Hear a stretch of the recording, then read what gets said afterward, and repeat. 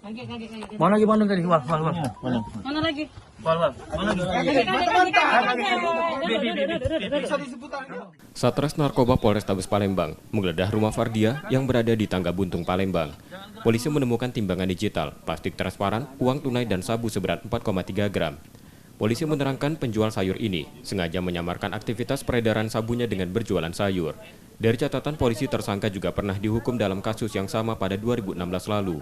Kemudian yang bersangkutan ini adalah seorang residivis dalam kasus narkotika, sudah pernah juga dipenjara pada tahun 2016 selama 3 tahun.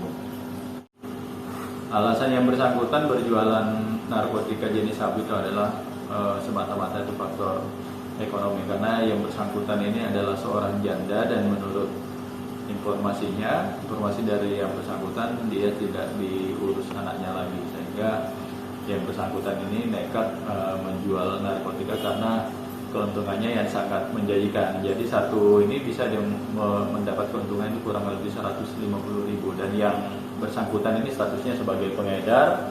Kita kenakan pasal 114 ayat 1 dan 112 ayat 1 Undang-Undang 35 tahun 2009 tentang narkotika.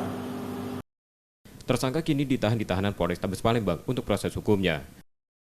Yudi Kiswanto, Kompas TV, Palembang, Sumatera Selatan.